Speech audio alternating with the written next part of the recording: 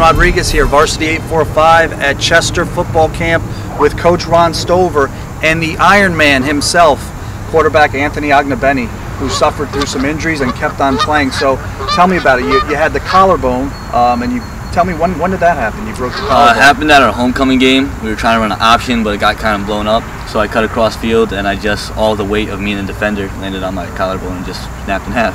Okay. So what game was that again? Who were you playing? We were against LMR at our homecoming game. And then you came back for the Tuckahoe game in the state playoffs? I came back for the section game. I started that game, and we ended up winning. And then the next game was against Tuckahoe, and I ended up getting a concussion in the second quarter. Going back to the Section 9 championship game, you probably were still hurting. How did you suit up? I was in a little bit of pain. I went out and bought a brace for my shoulder and just kind of stuck it through. I knew the team needed me, so I just stuck it out. Okay. Coach, obviously, what's it like to have a player like Anthony, just to come back in all that pain and grit it out and play? Well, Anthony's been doing this his whole life, so he's been playing football since the Mighty Might days, and he's one of the toughest kids out there. Tremendous amount of pride. Once he went down, most kids would have said they're done, but we knew he'd come back, and he definitely came back. He's going to make things. He'll be our make and break player this year for the most part. Okay. And then the concussion.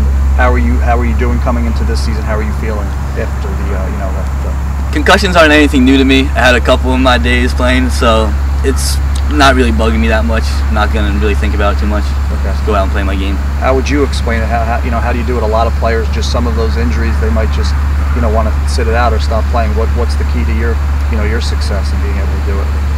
I feel like that's just me. I've always been like that ever since I was in youth football. I would just get back up, just brush it off.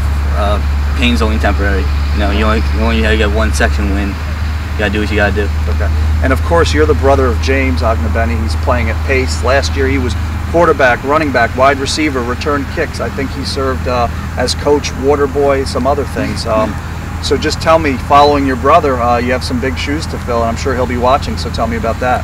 There's definitely a lot of pressure, especially from my dad and my brother and everyone else in Chester that's looking at me and thinking I got to live up to these expectations, and I'm hoping I can just do it.